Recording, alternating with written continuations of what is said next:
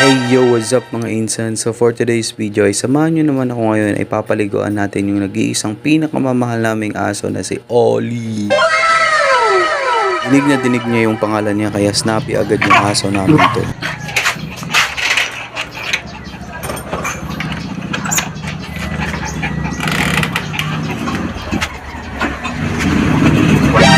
Pagkatapos niyang tumaya at umihi ay dumiretso sa loob yung napakakulit na aso na to. Malilibang ka talaga sa pag-aalaga ng aso lalo na napakakulit.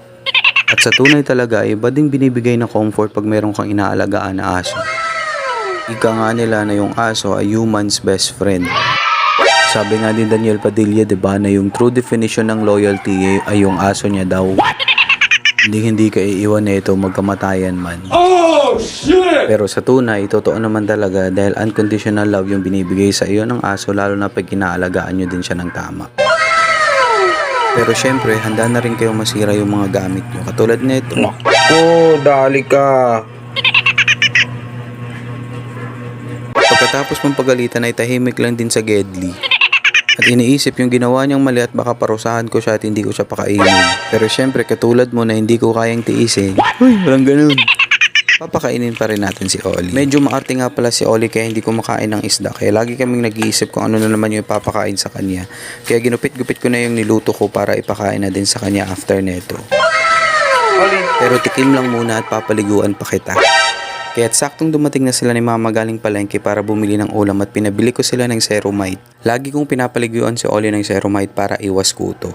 Binilhan na din pala ni Mama ng tali sa Ollie para hindi kung saan saan pumupunta kapag pinapalabas. Dahil wala tayong pambili shampoo ng aso kaya kung ano yung shampoo namin ganun na din sa kanya kaya ito Pantene ka. Naglagay na ako ng tubig sa balde at ihalo ko na yung Ceromite para ipaligo kay Ollie. Hinahati ko lang pala ito para dalawang paliguan na ni Ollie. Kaya tara ano pang hinihintay nyo, samahan nyo ako at paliguan na natin si Ollie. Let's go! Nasanay na pala si Ollie na pinapaliguan ko every 2 days kaya hindi na siya natatakot sa tubig. Pero nung una, pahirapan talaga ako nito habang pinapaligo ko si Ollie dahil napakaliksi kung saan saan pumupunta. Yung una kong ginagawa, binabasa ko muna siya ng tubig at nililinisan ko siya. Kung nakita nyo kanina habang naglalaro siya ay may naiwang dumi sa kanyang puwet kaya talagang nilinisan ko ng sobra. Then pagkatapos ko siyang basahin ay syempre lalagyan na natin ng shampoo. Walang kahirap-hirap talaga paliguan to si Ollie dahil hindi makulit. Sana all pinapaliguan. Sheesh!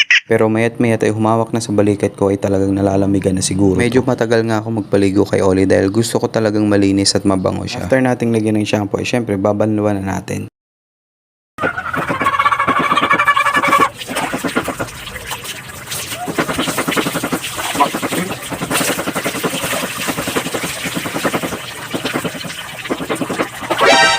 Yung last na binabanlaw ko dito, yung hinalo kong Ceromite kanina tsaka tubig. Basa din ako lagi kapag pinapaligo ko to si Ollie dahil hawak ng hawak sa balikat ko.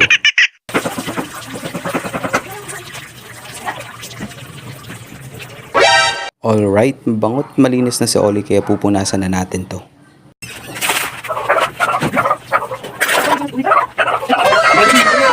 So binalik ko muna si Ollie sa kulungan niya at i-prepare ko pa yung pagkain niya. Dinig nyo naman siguro yung tahol niya kaya papakainin ko at gutom na yun. Si Ollie boy.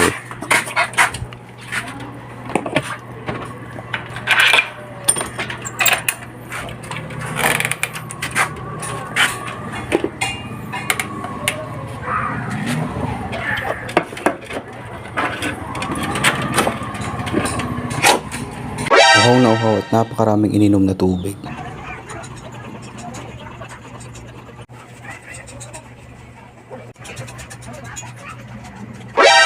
So after kong pakainin si Ollie ay nilabas ko at itrinay ko yung taling binili ni Mama pero parang ayaw niya dahil kinakagat-kagat niya. Malinis at mabango na nga si Ollie kaya pwede nang yakapin at halik-halikan. Sana all hinahalikan.